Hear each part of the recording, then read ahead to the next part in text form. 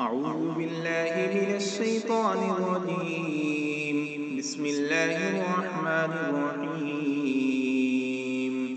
عما يتساءلون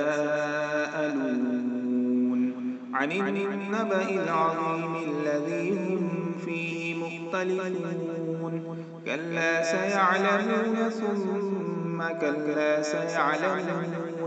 ألم نجعل الأرض مهادا والجبال أوتادا وخلقناكم أزواجا وجعلنا نومكم سباتا وجعلنا الليل لباسا وجعلنا النهار معاشا وبنينا فوقكم سبعا شدادا وجعلنا سراجا وهاجا وأنزلنا من المعصرات ماء ثجاجا لنخرج به حبا ونباتا وجنات ألفافا إن يوم الفصل كان ميقاتا يوم ينفخ في الصور فتأتون أفواجا وفتحت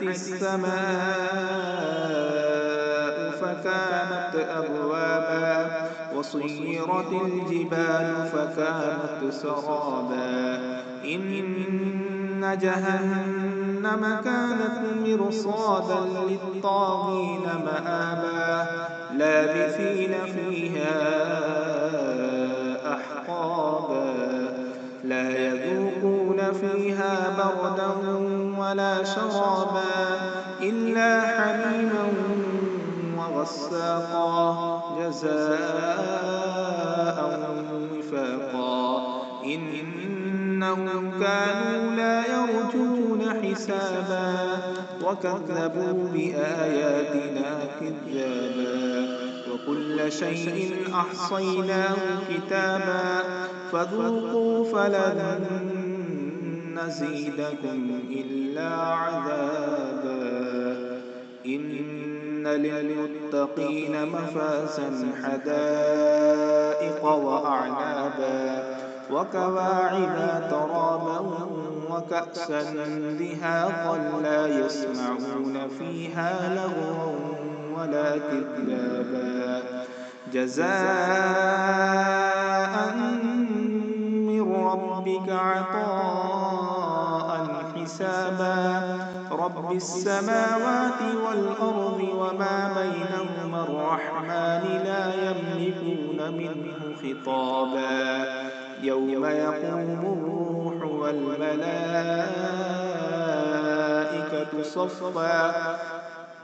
يوم يقوم الروح والملائكة صفا لا يتكلمون إلا من أذن له الرحمن وقال صوابا ذلك اليوم الحق فمن شاء اتخذ إلى ربه مآبا إنا أنذرناكم عذابا قريبا يوم ينظر المرء ما قدمت يداه ويقول الكافر يا ليتني كنت ترابا صدق الله